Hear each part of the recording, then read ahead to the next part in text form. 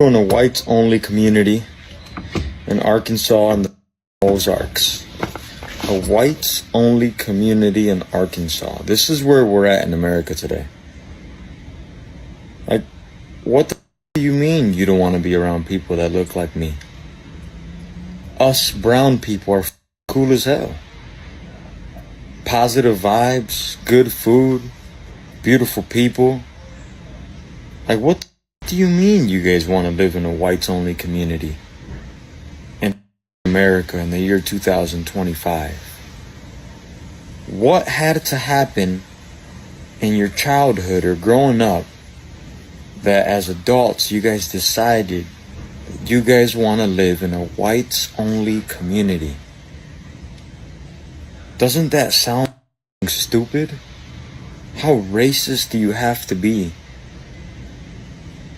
to want to live in a whites-only community? I mean, I don't know if it's just me, but even if I was white, that sounds lame as. Like, I would never want to do something like.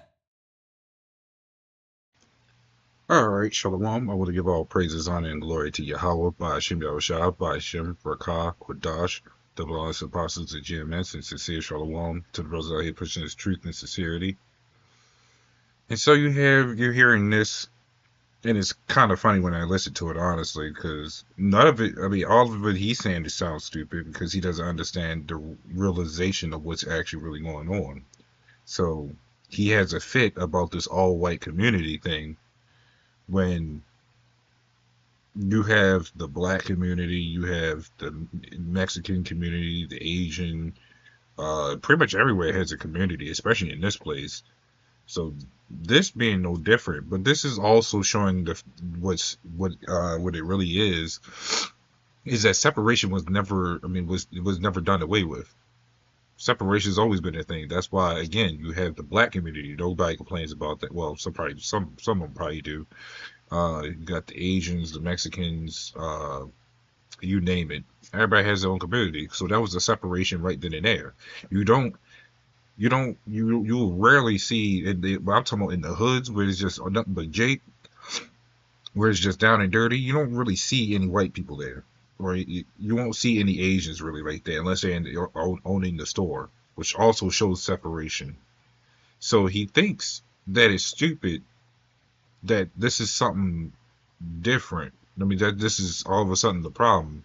When Esau's been putting in our faces for generations that separation will always be a thing. We are all still slaves here. And then he uses the excuse of 2025 as if this is supposed to be some brand new year. I hear people say not in 2020, not in 2021. Nothing's changed. If racism, as people like to call it, existed back then, it exists today. So the only thing that sounds stupid is what comes out of these people's mouths. This also proves that the Lord has always made separations.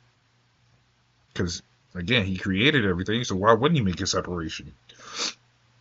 So, to back it up a little bit, this is Luke 12:53. This is just something to go into.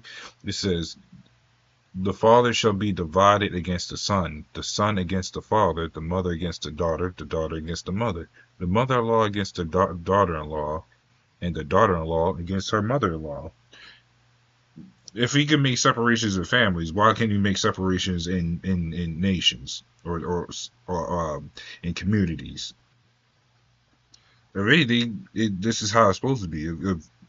There's always supposed to be a separation. This whole get along with everybody thing, we must unite under everybody, bullshit, because it never works out. Hell, Jake can't even unite with themselves. So what makes you think they got to unite with everybody? A lot of people follow anybody and anything, but they will still be looked down upon because guess what? We're not in rulership. Because guess what? Every heathen in this world knows that we're under Esau's heel.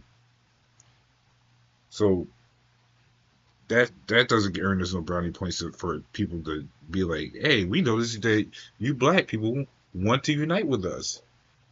Doesn't really work too well. Sure, you may go into other countries, try to live there and all this other stuff, but they won't treat you the same as their own. Hell, you had one black woman go to, I think, Germany or Russia and got jumped by them over there. So, and then had to come back over. So, that has to tell you a lot. If nobody could unite before, what makes you think you can unite now? This man saying that actually, I'm gonna skip that part. Let's go into the whites only neighborhood because you had the question. You're awfully pretty upset that you can't go into an all white neighborhood. Why do you want to go there in the first place? Again, you wouldn't go into a whole all black neighborhood and think you're gonna be all right, or all Asian. You're Mexican. You think you're gonna be all right there? Hell, they give us a side eye when we walk there just by ourselves. So he doesn't even understand what this white community is because they play the face of yeah we they look normal and all this other stuff. But let's read into it. It says inside white only community in Arkansas, Arkansas, which is what he was just talking about. It says members have espoused racist and anti-Semitic views and repeatedly praised Adolf Hitler and the Nazi Party. They've raised hundreds of thousands of dollars and their movement is growing. So you mean to tell me, and it's funny because a lot of people like to go against Adolf, but you mean to tell me, and this is how I know he doesn't know. If he does, it's funny. But you want to go into an all-white neighborhood where they preach about praising Hitler and the Nazis. Now that's only if he knew, and it's funny, honestly. But if he didn't know, he was gonna be in the full awakening when it comes to them, right? But that's what this white only neighborhood is. Mind you, this is the same one that he started about because this community was brought up. I would say the beginning of this year. At least that's when I first heard of him. I would say maybe like February, March. It might have been a year, probably maybe last year, possibly. I didn't keep up too much with it, but I have kept hearing about it, right? So the question is, why are you so into following what these people are going to do? Well, the simple answer is, and this goes back to any Israelite in general, because he's Issachar, he's of the tribe of Israel. What it goes to is worshiping them as idols. The fact that you're that upset proves that these people want to be a part of whatever Esau is. Whatever he makes up, boom, everybody follows. And it makes sense because guess what? He also sets up the communities. He sets up the black, Asian, Mexican, German, you name it. We got a lot of communities here. Who's the one who set up those communities? Esau did. Any community that's in this place in Babylon has been set up by Esau. And knowing how the slavery goes and the oppression goes, we follow along suit, right? So this is Micah 6:12. It says, "For the rich men thereof are full of violence, but the inhabitants thereof have spoken lies, and their tongue is deceitful in their mouth." So you had to question the whole violence part, because this goes for people. This goes for the simple fact that these people will listen to, the government, the spokesman, the president, and say, yeah, everybody's free to do what they want. Everybody's free to be united with each other. And the whole time that was a lie. It was a lie to catch people at a catch-22, while Esau sets up every single thing that counteracts everything he says. And then then people get mad at each other or at them, and not realizing that they do what they want. People talk the biggest game about that.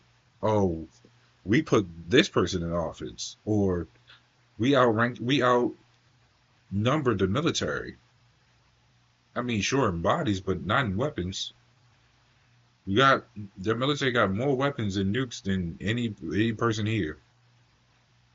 And that the people think that, oh, they have the power. No, that's just the lies that Esau spouted to these people to get them so big headed. They think everything works in their way, and they haven't looked around and realized nothing works in their way. That's why they got to rely on a quote unquote president that they get just so disappointed in, and to the point they got to have a ride. It's all for the games right now until martial law kicks in. Then they start popping actual bullets into these people. Then you have to question, where's their power then? So even with this whole white community, because I saw the video on that, he's like, yeah, we're cool with people. We just don't want them in the neighborhood and certain stuff like that. I had to go back and watch it. But let anyone that's not of white color come into that place. Or you could probably imagine the lynchings and all sorts of other stuff if they haven't already done it already. They could use this guy for whatever they wanted to. And he would not have the slightest clue. And don't be surprised if more of these white-only communities come up, especially when the collapsing of this place really starts taking hold. It's going to get real bad. It's going to be like the certain Walking Dead, where you walk in on a certain area, they're going to start questioning you up and down, probably even kill you. It's going to get to that point. The stuff that Esau puts in his movies says it all. So I'll move on to this last scripture. This is Isaiah 5:11. So I can give you a second. It says, woe to them that rise up early in the morning, that they may follow strong drink that continue until night, to wine inflame them. And that goes into the people that wants this place to flourish, that wants to be a part of anything Esau brings up, whether it be in communities, gangs, all sorts of other stuff that we don't belong in. It's going to backfire. So, especially, like I said, let this place start cracking down. These people get irritated to the point they see this guy, they're going to hunt him down. Is it going to say it's stupid then because of what year we're in? Let it be 3 years from now. You think anything's going to change for the better? It's going to be worse. That's why I never understood why people use the year as some great novelty meter that is supposed to say, yeah, we're better this year. If you wasn't better 10 years ago, what makes you think you're better now? But that's neither here or there. It's just wait for these people to realize that no matter what year you're in, shit still stays the same. Or gets worse, I should say, because that's what happens every year. Every year, these people keep saying it is a year that keeps getting worse and worse. So, and that's the flameness that's in these people. That's why they fight so hard to be in this place. That's why they fight. That's why this guy wants to fight so much or is so upset, because he's not part of this white community. And it's going to backfire on him. That's why it says, woe, which means destruction. It's, again, is what as the scripture says, this is not our rest.